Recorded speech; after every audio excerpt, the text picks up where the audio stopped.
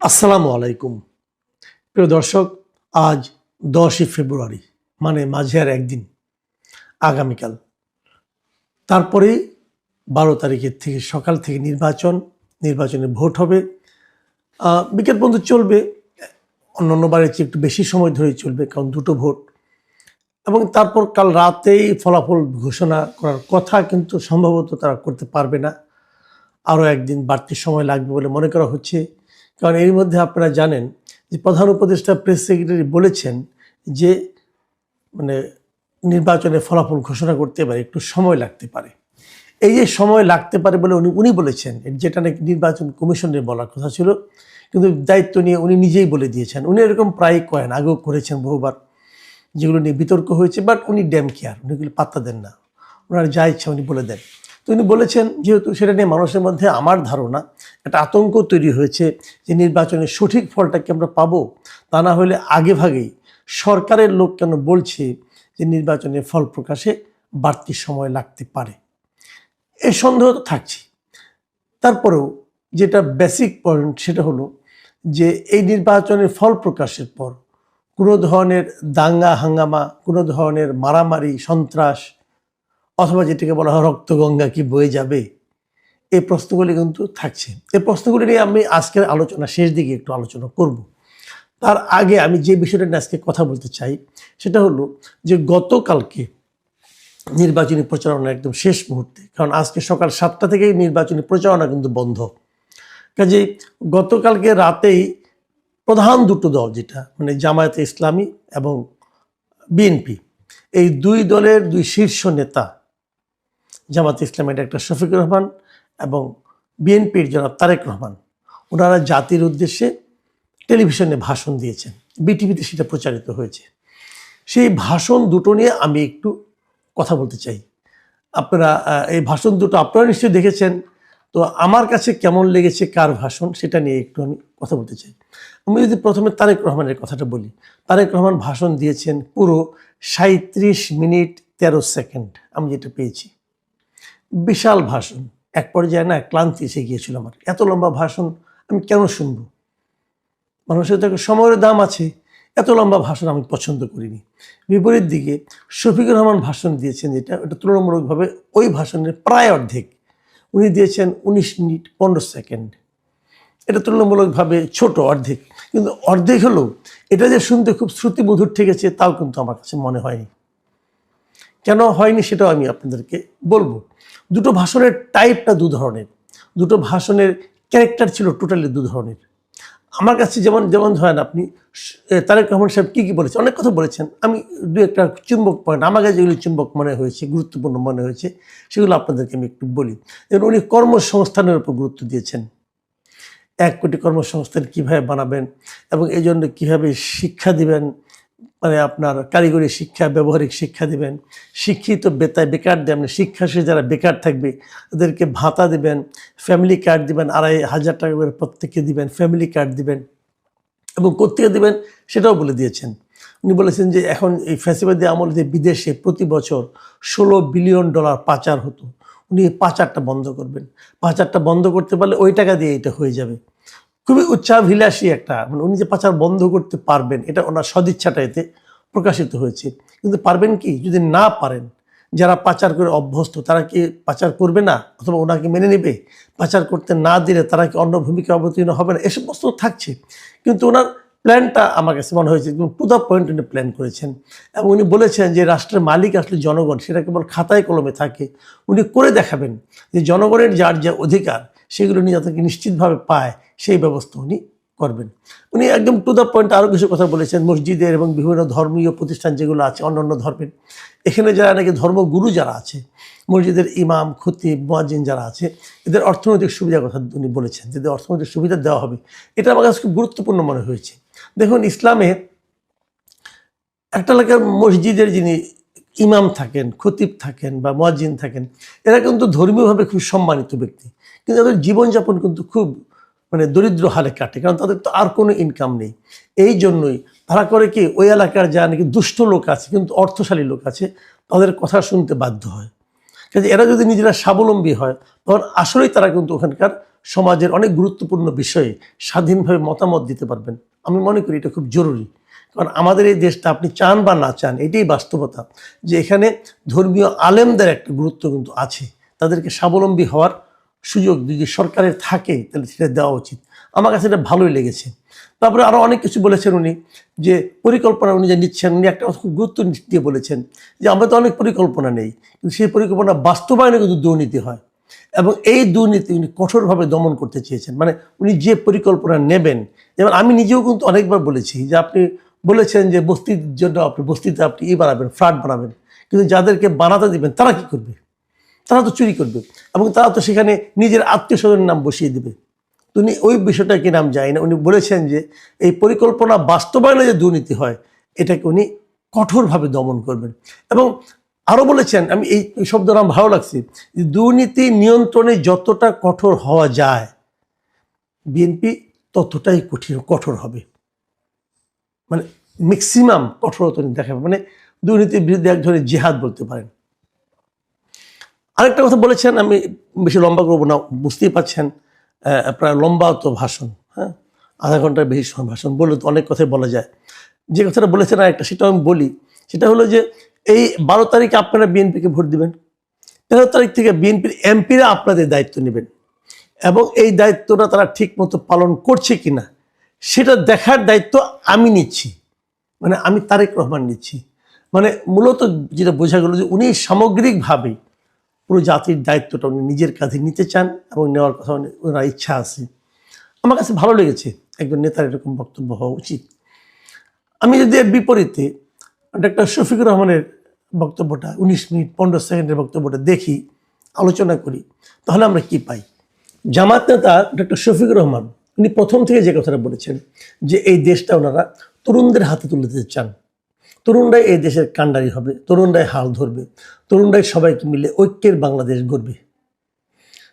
খুবই ইন্টারেস্টিং কথা। উনি এই সঙ্গে এই কথাও বলেছেন যে পরিবারতন্ত্রের উনি অবসান ঘটাতে চান, মানে পরিবারের পরিচয়ে কেউ ক্ষমতা দখল করবে এটা ওনারা চান না। বোঝা গেছে এই আলোচনাটা, সরাসরি আক্রমণটা তারেক রহমানের প্রতি উনি দিয়েছেন। লুটপাটের অবসানের কথা বলেছেন। তারপরে উনি প্রমাণ হিসেবে বলেছেন যে জামাতই পারবে, কারণ জামাতের অতীতে যারা মন্ত্রী ছিল, এমপি ছিল, তারা লুটপাট করেনি, তাদের বিরুদ্ধে দুর্নীতির কোনো অভিযোগ আসেনি, এগুলো উনি উল্লেখ করেছেন। এবং উনি বলেছেন যে নারীকে মূল্যায়ন করা হবে, নারীকে নিরাপত্তা দেওয়া হবে, কেউ যেন ভয়ের সংস্কৃতির মধ্যে বসবাস না করে সেটা দেখানো হবে।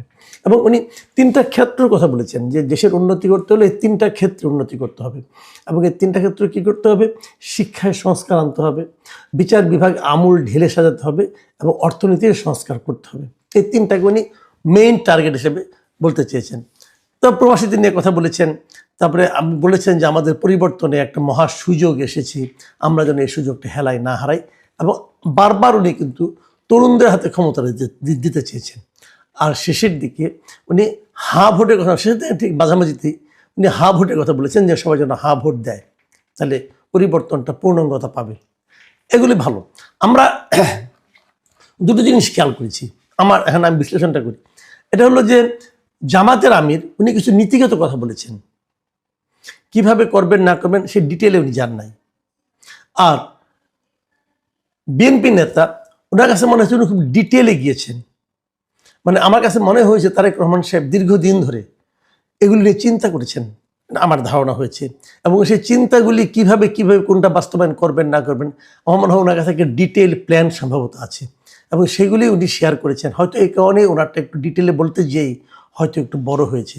আমার আরেকটা জিনিস মনে হয়েছে, আমি গত কয়েকদিন ধরে একটা জিনিস লক্ষ্য করছিলাম সোশ্যাল মিডিয়াতে, মিস্টার পিনাকি ভট্টাচার্য যিনি ফ্রান্স থেকে বলেন, লোকটা জাতে হিন্দু ব্রাহ্মণ, কিন্তু উনি কিন্তু অনবরত আমার কাছে মনে হয়েছে গত কয়েকদিন ধরে উনি জামাতের পিআরও হিসেবে কাজ করছেন। জামাতকে কীভাবে ক্ষমতায় নেওয়া যায় এই সংক্রান্ত নানা ধরনের প্ল্যান উনি দিচ্ছেন, তারেক রহমানের নানা ধরনের ভুল উনি ধরছেন, বিএনপি কেন কোনো কাজের না এটা উনি বারবার করে বলছেন। এবং আমি খুব বিস্ময়ের সঙ্গে লক্ষ্য করছি যে সোশ্যাল মিডিয়ায় জামাত এত স্ট্রং হওয়া সত্ত্বেও ওনার কিন্তু ভিউ প্রতিদিন আগের চেয়ে অল্প অল্প করে কমছে।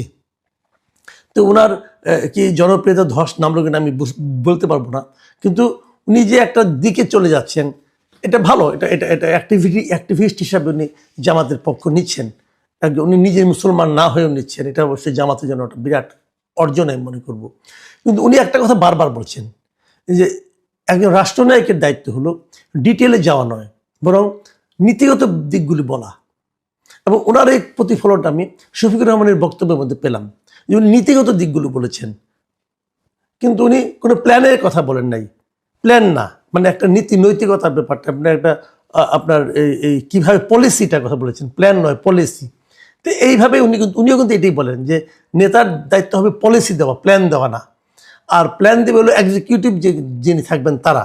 তো যাই হোক, আমি সেটার প্রতিফলন কিন্তু আমি শফিকুর রহমানের মানে বক্তব্যে পেলাম। এবং আমি ওনার বক্তব্য শুনতে শুনতে আমার মনে একবার মানে প্রশ্ন জাগলো যে by any chance Pinaki Bhattacharya ড্রাফটটা করে দেননি তো? আমি জানি না, আমি বলতে পারবো না। কিন্তু কেন মনে হলো আমি জানি না, হয়তো আমার মনের ভুল হতে পারে, আমি জানি না।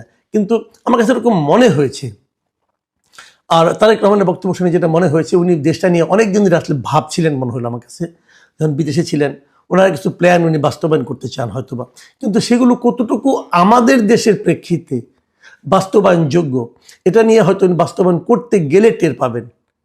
আমি যে কথাটা বলে শেষ করতে যে আলোচনা বড় হয়ে গেছে এমনিতেই, ছোট্ট একটা কথা যেটা আমি শুরুতেই বলেছিলাম, এই নির্বাচনের পর কি কোনো সংঘাত হতে পারে, কোনো বিরোধ দেখা দিতে পারে। আমি শুরু থেকেই বলছিলাম নির্বাচনটা শান্তিপূর্ণভাবে হবে, আমার কাছে মনে হয়েছে। কারণ যারা নাকি অশান্তি তৈরি করবে সেরকম কোনো সম্ভাবনা আমি দেখিনি। আমি বিভিন্ন সেক্টরগুলি বলেছি, বিএনপিও চায় নির্বাচন হোক, জামাতও চায় নির্বাচন হোক, সরকারও চায় একটি নির্বাচন হোক, এমনকি আওয়ামী লীগও চায় একটি নির্বাচন হোক। কাজে এই নির্বাচনে বিরোধ তৈরি হবে কেন, সংঘাত কেন হবে, এগুলো আমার যুক্তি ছিল। আমার যুক্তি সবসময় ঠিক হবে তা তো আমি মনে করি না। আমিও তো মানুষ, তাই না? আমার সীমাবদ্ধতা আছে, জ্ঞানের সীমাবদ্ধতা আছে, চিন্তার সীমাবদ্ধতা আছে, যদি ভুল তো হতেই পারে। কিন্তু এখন আমার মনে হচ্ছে এই দুইটা বক্তৃতা শোনার পর নির্বাচন পরবর্তী পরিস্থিতি নিয়ে আমি একটু উদ্বিগ্ন। কেন উদ্বিগ্ন সেটা বলি। আমি দুটো ভাষণের মধ্যে খুব আগ্রহ নিয়ে অপেক্ষা করছিলাম একটা শব্দ শোনার জন্য। সেই শব্দটা হলো, দুজন নেতাই বলবেন যে 12 তারিখে নির্বাচন হবে, জনগণ যে রায় দেবে আমরা সেটা মেনে নেব। মানে জনগণ যদি আমাদের বিরুদ্ধে রায় দেয় আমরা মেনে নেব। এই কথাটা আমি কোনো নেতার বক্তব্যে পেলাম না। অথচ গণতন্ত্রে কিন্তু এটাই মূল বক্তব্য। গণতন্ত্রের মূল বক্তব্য হলো আমি জনগণের মতামতকে শ্রদ্ধা করি। জনগণ যদি আমার বিরুদ্ধে মতামত দেয় তবুও আমি মেনে নেব। আমি ভাববো আমি যা করেছি তার জন্য এটাই আমার প্রাপ্য ছিল। কিন্তু এই বক্তব্যটা আমি এই দুই নেতার কারো কাছ থেকে পেলাম না। তার মানে হলো দুই নেতাই ভাবছেন যে আমাদের জয়টা সুনিশ্চিত, আমি জেতার জন্য নির্বাচন করছি। হ্যাঁ, জেতার জন্যই সবাই নির্বাচন করে, কিন্তু সবাই তো জেতে না। যে না যেতে তার মনোভাবটা কি হবে? সে কি বলবে আমার জেতার কথা ছিল, সূক্ষ্ম কারচুপি হয়েছে, স্থূল কারচুপি হয়েছে, এগুলো বলবে? এবং এটা কিন্তু আমরা শুনে শুনে আমাদের মনটাই খারাপ হয়ে গিয়েছিল। 91 সালে যেটাকে আমি মনে করি এদেশের ইতিহাসে সবচেয়ে ভালো নির্বাচন, সেই নির্বাচনের ফল হওয়ার পরেও কিন্তু শেখ হাসিনা বলেছিলেন সূক্ষ্ম কারচুপি হয়েছে। সে নির্বাচনে আওয়ামী লীগ যখন বিজয়ী হলো তখন আমি খালেদা জিয়ার পক্ষ থেকে বলতে শুনেছিলাম, ওনারা বলেছিলেন যে স্থূল কারচুপি হয়েছে। তো এগুলো বললে কি হয়, জনগণকে অপমান করা হয়। মানে জনগণ যে আসলে আপনার বিরুদ্ধে রায় দিতে পারে এটা আপনি মানতে চান না। এটা না মানার মাধ্যমে আপনি প্রমাণ করেন আপনি নিজেই গণতান্ত্রিক না। এবার কি হবে? এবার দুই নেতার কেউ তো বললেন না যে জনগণের রায় আমরা মেনে নেব। বলা উচিত ছিল। যখন তারা না বলেন তখন আমরা আতঙ্কিত হই। আমরা ভাবি নির্বাচনের পর যদি বিএনপি হেরে যায় কোনো কারণে, যদি দেখেন আপনি যেন ভোট বিপ্লব হয়েছে, যেটা আশা জামাত ইসলাম প্রায়ই করছেন, তাহলে বিএনপিকে সেই ফল মেনে নেবেন? নাকি বিএনপি আন্দোলন শুরু করবেন যে ইলেকশন ইঞ্জিনিয়ারিং হয়েছে তাই আমাদেরকে হারিয়ে দেওয়া হয়েছে? অথবা যদি জামাত হেরে যায়, জামাতকে সেই ফল মেনে নেবে? নাকি তারা বলবে যে নীরব ভোট আমাদের পক্ষে পড়েছিল, সেই ভোটগুলোকে চুরি করা হয়েছে? তাহলে তারা কি মানে আন্দোলন শুরু করবে, মারামারি শুরু করবে, ভোটের ফলাফলকে অগ্রাহ্য করা শুরু করবে? আমাদের ভয়টা এখানেই। গণতন্ত্র নিয়ে, ভোট নিয়ে এ ধরনের ভয় তো আমরা পেতে চাই না। এবং এই ধরনের ভয় যে পাওয়া মানে উচিত না, তার কোনো সে ধরনের কোনো বাস্তবতাও কিন্তু নির্বাচন কমিশন কিন্তু অন্তর্বর্তীকালীন সরকারও তৈরি করতে পারেনি। কাজেই নির্বাচন নিয়ে আমাদের মনে যে অনিশ্চয়তা, আমাদের মনে যে ভীতি, সেটা কিন্তু থেকেই যাচ্ছে। তারপর একদিন পরে দেখি কি হয়।